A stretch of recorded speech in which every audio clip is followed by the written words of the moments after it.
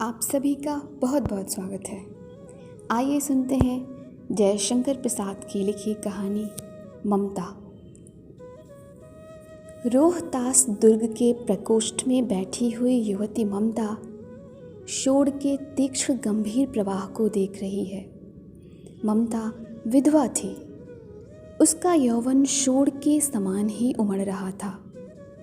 मन में वेदना, मस्तक में आंधी, आँखों में पानी की बरसात लिए वह सुख के कंटक शयन में विकल थी। वह रोहतास दुर्गपति के मंत्री चूड़ामणि की अकेली दुहिता थी।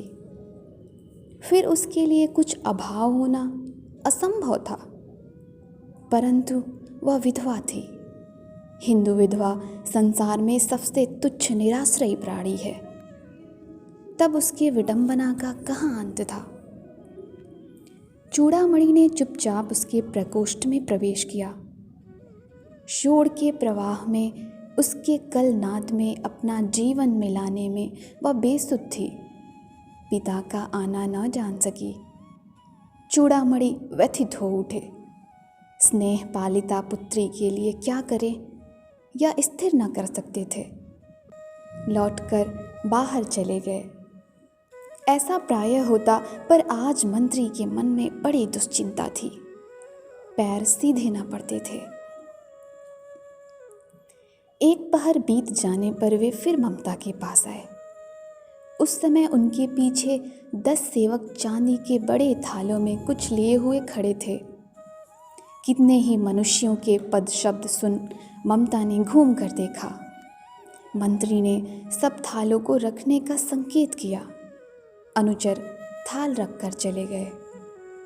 ममता ने पूछा, यह क्या है पिताजी? तेरे लिए है बेटी, उपहार है, कहकर चूड़ामणि ने उसका आवरण उलट दिया। स्वर्ण का पीलापन उस सुनहली संध्या में विकीर्ण होने लगा। ममता चौंक उठी। इतना स्वर्ण, यह कहाँ से आया? चुप रहो ममता, यह तुम्हारे लिए है। तो क्या आपने मलिच्छ का उत्कोच स्वीकार कर लिया? पिताजी, यह अनर्थ है, अर्थ नहीं। लौटा दीजिए पिताजी। हम लोग ब्राह्मण हैं, इतना सोना लेकर क्या करेंगे? इस पतोन्मुख प्राचीन सामंत वंश का अंत समीप है बेटी। किसी भी दिन शेरशाह रोहिताश्व पर अधिकार कर सकता है। उस दिन मंत्रित्व न रहेगा। तब के लिए है बेटी। हे भगवान, तब के लिए, विपत के लिए इतना आयोजन, परम पिता की इच्छा के विरुद्ध इतना साहस।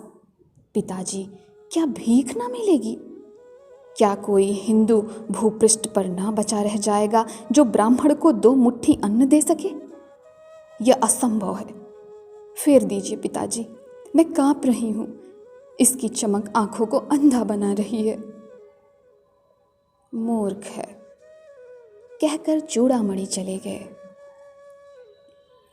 दूसरे दिन जब डोलियों का तांता भीतर आ रहा था, ब्राह्मण मंत्री चूड़ामणि का हृदय धक धक करने लगा। वह अपने को रोक न सका। उसने जाकर रोहिताश्व दुर्ग के तोरण पर डोलियों का आवरण खुलवाना चाहा। पठानों ने कहा, यह महिलाओं का अपमान करना है। बात बढ़ गई। तलवारें खिंची। ब्राह्मण वहीं मारा गया और राजा रानी और कोष सब छली शेर शाह के हाथ पड़े। निकल गई ममता। डोली में भरे हुए पठान सैनिक दुर्ग भर में फैल गए, पर ममता न मिली। काशी के उत्तर धर्म चक्र विहार मौर्य और गुप्त सम्राटों की कीर्ति का खंडहर था। भग्न चूड़ा, तृण गुल्मों से ढके हुए प्राचीर, ईंटों की ढेर में बिखरी हुई भारतीय शिल्प की विभूति ग्रीष्म की चंद्रिका में अपने को शीतल कर रही थी। जहाँ पंचवर्गीय भिक्षु गौतम का उपदेश ग्रहण करने के लिए पहले मिले थे, उसी स्तूप के भग्नावशेष की मलिन छाया में एक झोपड़ी के दीपालोक में एक स्त्री पाठ कर रही थी। अनन्याश्चिन्तयन्तो माम ये जना पर्युपासते। पाठ रुक गया। एक भीषण और हताश आकृति दीप के मंद प्रकाश के सामने खड़ी थी। स्त्री उठी। उसने कपाट बंद करना चाहा, परंतु उस व्यक्ति ने कहा, माता, मुझे आश्रय चाहिए। तुम कौन हो? स्त्री ने पूछा। मैं मुगल हूँ। चौसा युद्ध में शेर शाह से विपन्न होकर रक्षा चाहता हूँ। इस रात अब आगे चलने में असमर्थ हूँ। क्या शेर शाह से? स्त्री ने अपने ओंठ काट लिए। हाँ माता, परंतु तुम भी वैसे ही क्रूर हो। वही भीषण रक्त की प्यास, वही निष्ठुर प्रतिबिंब तुम्हारे मुख पर भी है। सैनिक, मेरी कुटी में स्थान नहीं। जाओ, कहीं दूसरा आश्रय खोज लो। गला सूख रहा है, साथी छूट गए हैं, अश्व गिर पड़ा है, इतना थका हुआ हूँ, इतना। कहते कहते वह व्यक्ति धम से बैठ गया और उसके सामने ब्रह्मांड घूमने लगा।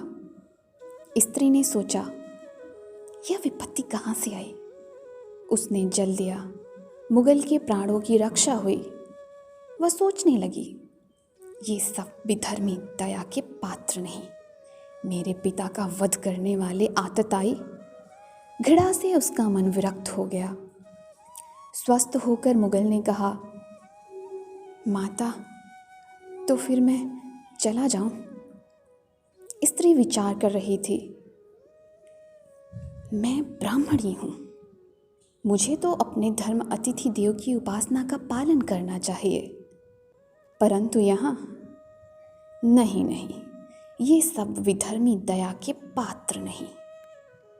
परंतु ये दया तो नहीं, कर्तव्य करना है। तब मुगल अपनी तलवार टेक कर खड़ा हुआ। ममता ने कहा, क्या आश्चर्य है कि तुम भी छल करो। ठहरो।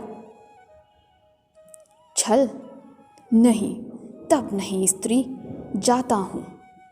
तैमूर का वंशधर स्त्री से छल करेगा? जाता हूँ, भाग्य का खेल है। ममता ने मन में कहा, यहाँ कौन दुर्ग है? यही झोपड़ी ना, जो चाहे ले ले। मुझे तो अपना कर्तव्य करना पड़ेगा। वह बाहर चली आई और मुगल से बोली, जाओ भीतर, थके हुए भयभीत पथिक। तुम चाहे कोई हो, मैं तुम्हें आश्रय देती हूँ। मैं ब्राह्मण कुमारी हूँ। सब अपना धर्म छोड़ दें तो मैं भी क्यों छोड़ दूँ?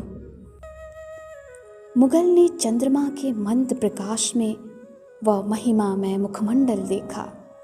उसने मन ही मन नमस्कार किया। ममता पास की टूटी हुई दीवारों में चली गई। भीतर थके पथिक ने झोपड़ी में विश्राम किया। प्रभात में खंडहर की संधि से ममता ने देखा, सैकड़ों अश्वारोही उस प्रांत में घूम रहे हैं। वह अपनी मूर्खता पर अपने को कोसने लगी। अब उस झोपड़ी से निकलकर उस पथिक ने कहा, मिर्जा, मैं यहाँ हूँ। शब्द सुनते ही प्रसन्नता की चीत्कार ध्वनि से वह प्रांत गूंज उठा। ममता अधिक भयभीत हुई। पथिक ने कहा, वह स्त्री कहाँ है? उसे खोज निकालो। ममता छिपने के लिए अधिक सचेष्ट हुई। वह मृगदाओं में चली गई। दिन भर उसमें से न निकली। संध्या में जब उन लोगों के जाने का उपक्रम हुआ तो ममता ने सुना, पथिक घोड़े पर सवार होते हुए कह रहा है, मिर्जा, उस स्त्री को मैं कुछ दे न सका। उसका घर बनवा देना, क्योंकि मैंने विपत्ति में यहाँ विश्राम पाया था। यह स्थान भूलना मत। इसके बाद वे चले गए। चौसा के मुगल पठान युद्ध को बहुत दिन बीत गए। ममता अब 70 वर्ष की वृद्धा है। वह अपनी झोपड़ी में एक दिन विश्राम कर रही थी। शीतकाल का प्रभात था। उसका जीर्ण कंकाल खांसी से गूंज रहा था। ममता की सेवा के लिए गांव की 2-3 स्त्रियां उसे घेर कर बैठी थीं, क्योंकि वह आजीवन सबके सुख दुख की सहभागिनी रही। ममता ने जल पीना चाहा। एक स्त्री ने सीपी से जल पिलाया। सहसा एक अश्वारोही उसी झोपड़ी के द्वार पर दिखाई पड़ा। वह अपनी धुन में कहने लगा, मिर्जा ने जो चित्र बनाकर दिया है वह तो इसी जगह का होना चाहिए। वह बुढ़िया मर गई होगी। अब किससे पूछूं कि एक दिन शहंशाह हुमायूं किस छप्पर के नीचे बैठे थे। यह घटना भी तो 47 वर्ष से ऊपर की हुई। ममता ने अपने विकल कानों से सुना। उसने पास की स्त्री से कहा, उसे बुलाओ। अश्वारोही पास आया। ममता ने रुक रुक कर कहा, मैं नहीं जानती कि वह शहंशाह था या साधारण मुगल, पर एक दिन इसी झोपड़ी के नीचे वह रहा। मैंने सुना था कि वह मेरा घर बनवाने की आज्ञा दे चुका था। भगवान ने सुन लिया। मैं आज इसे छोड़े जाती हूँ।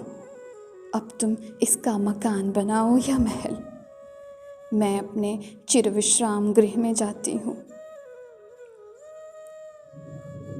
वह अश्वारोही अवाक खड़ा था। बुढ़िया के प्राण पक्षी अनंत में उड़ गए। वहाँ एक अष्टकोण मंदिर बना और उस पर शिलालेख लगाया गया।